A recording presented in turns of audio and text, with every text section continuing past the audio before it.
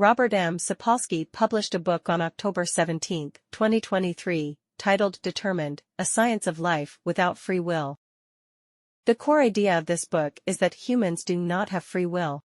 You might not find this surprising if you've read Sapolsky's Behave before, where there's a dedicated section on free will. I initially thought this new book would provide more detailed arguments and elaborations, but after reading it, I realized my understanding of free will was too superficial. The impact of this book on our thinking will be profound, and its historical significance in the future might be comparable to GPT-4, also released in 2023, or perhaps even greater. Born in 1957, Sapolsky is a neurobiologist and a professor at Stanford University. He excels not only in research and innovative thinking but also in his writing skills. Reading his books is not easy, but it is an enjoyable experience.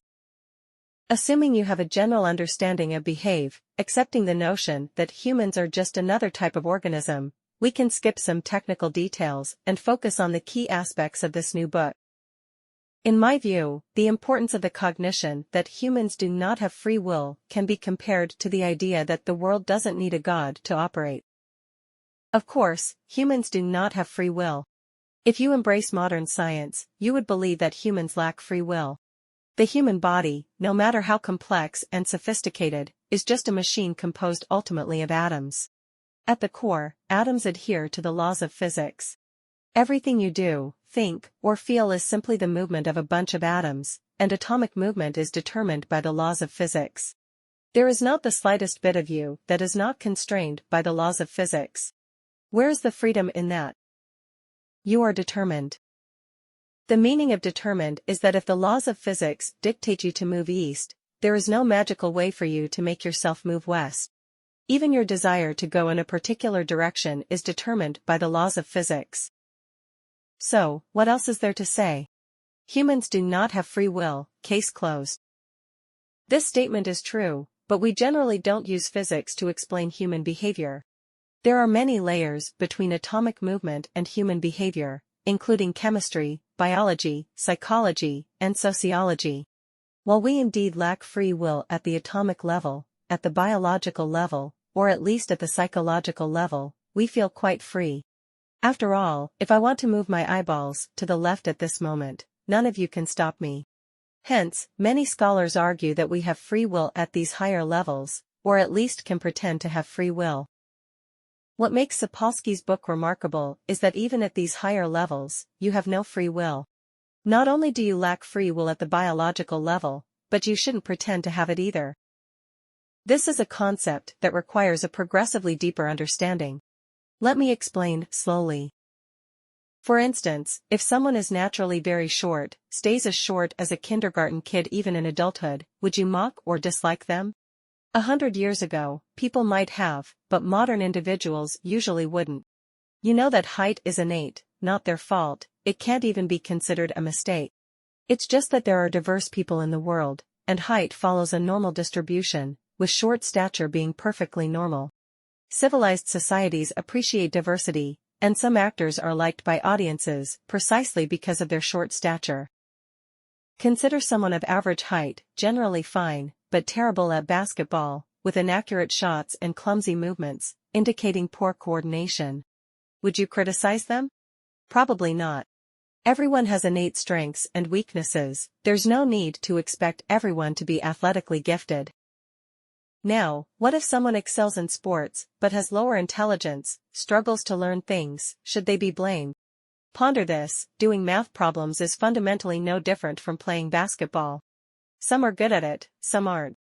Not being good at math doesn't make you a bad person, just as being good at math isn't a virtue. Your thinking is correct. But you may argue that math and basketball have different significance. Math is a universal skill applicable in various fields. Therefore, you might encourage this person to work hard at math. You might say, do you know? Those remarkable athletes didn't rely solely on athletic talent. Talent has its limits. Hard work, perseverance, fearlessness of hardship and pain are the keys. I may not have high natural talent, that's my physiological condition. But I can always strive, this is my active choice. This perspective represents free will at a higher level. Let's continue the reasoning. Some people naturally dislike the taste of alcohol, no problem there. Some love drinking and may develop alcoholism. Drinking excessively is harmful, so you gently advise a friend. You've got fatty liver, you should quit drinking. If they don't listen, you might think they lack willpower, not suitable for responsibility. But you probably won't overly condemn them. Now, what if someone is naturally inclined to have sexual impulses towards children? How do you perceive that? Research indicates it's also a genuine physiological condition. They don't want to be that way, but it's akin to the automatic attraction many men have to sexually appealing women. You understand the research results, but you believe that sexual impulses towards children are different from impulses towards sexually appealing women or alcohol preferences. The former can harm children. Even though the person wouldn't dare harm children, they secretly watch some child pornography. In many countries, viewing child pornography is a serious crime because it encourages the creation of such material, indirectly causing harm. So, you would probably sternly, rather than gently, warn this person to control their desires. We don't accept those kinds of desires. Physiological desires are hard to change, controlling those desires is our choice, right? Some people stay calm and composed, making the right decisions no matter what happens, while others are easily dominated by emotions, exploding over trivial matters. We respect the former and often disdain the latter. We frequently quote a famous saying, between stimulus and response, we have the freedom and ability to choose how to respond. We appreciate this freedom. Discrimination based on height, disabilities, or race is rare in modern society, but people quietly harbor some bias against the obese. Yes, your constitution tends to accumulate fat, but can't you exercise? Don't you know the harms of obesity? Constitution isn't your fault, but not exercising is your fault, making body fat your fault. In the past, people discriminated against physical defects. Now, they discriminate against psychological defects. We scorn those conceited beauties who take others' kindness for granted because they're good-looking, and we sympathize with plain-looking individuals who are understanding and tactful. In common understanding, height, appearance, physical coordination, intelligence, taste preferences, sexual orientation, and even emotional characteristics are considered biological attributes, something you have to accept. However, qualities like effort, courage, and self-control are viewed as mental attributes, qualities you can actively choose, representing free will. Sapolsky argues that this common understanding is wrong. There is no magical mental attribute, these qualities are also biological attributes. Those qualities are also brain activities, primarily orchestrated by the prefrontal cortex, PFC. This region, situated at the frontal part of the brain, is the latest to evolve in the mammalian evolutionary history. It's the most distinctive brain area for primates compared to other mammals and the last to mature in an individual's growth process. Your prefrontal cortex doesn't fully develop until you're in your 20s. The most crucial role of the prefrontal cortex is to guide you to do the right thing when facing impulses and temptations. It controls impulses, regulates emotions, delays gratification, and plans for the long term. It can make you act according to new rules you've just learned, even if they contradict your intuition. It can command your body to do something while also sending inhibitory signals to ensure your body doesn't do something. The prefrontal cortex is also made of flesh, it requires energy and security. It's also a product of genetics and the environment. In this sense, it's no different from your thigh muscles. Every person has private thoughts, such as wanting to curse, expressing desires, or bragging. You may think these things, but wouldn't say them out loud because it would be embarrassing. However, people with damaged prefrontal cortex might say these things. It's not that they are bad people, it's because their brains are injured. Almost everyone has had violent impulses, but most people can restrain them.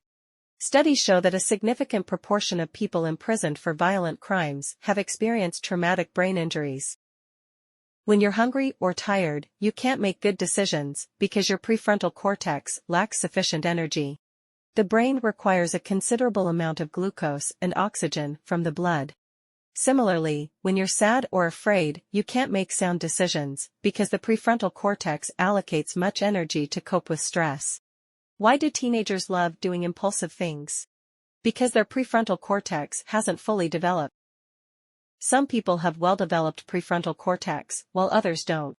Childhood abuse makes the entire prefrontal functional area more likely to be smaller, so even after growing up, the prefrontal cortex isn't the same. Genetic coding and even racial and cultural differences can influence how the prefrontal cortex develops. So, if a person says something wrong or does something wrong due to a poorly developed or damaged prefrontal cortex or insufficient energy supply, should we condemn them? There's an experiment in the book that's particularly thought-provoking. Few people consider themselves racists, but in reality, humans are naturally more drawn to their own race. For example, when suddenly faced with a face of another race, 75% of people feel fear in less than 0.1 seconds. This is evidenced by the activation of their amygdala. You might claim you're not a racist, but functional magnetic resonance imaging reveals your brain's every detail. However, note that for most participants, the prefrontal cortex intervenes within a few seconds, actively shutting down the amygdala. Telling the brain, "Don't think like that, I'm not that kind of person."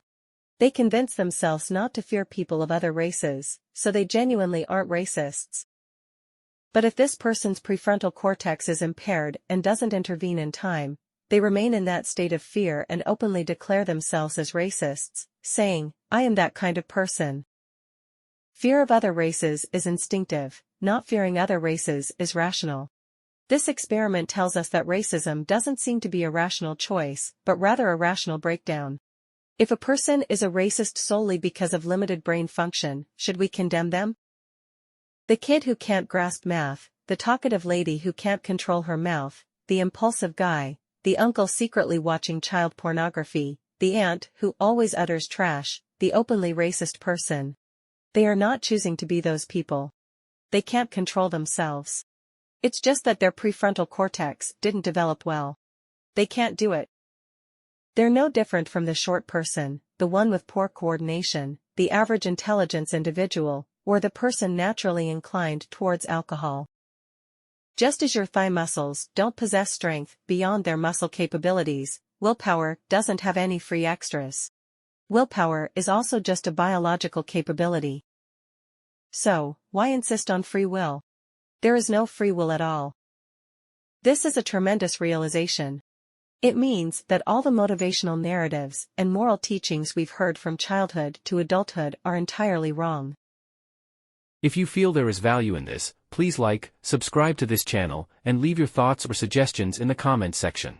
Let's grow together and read more good books.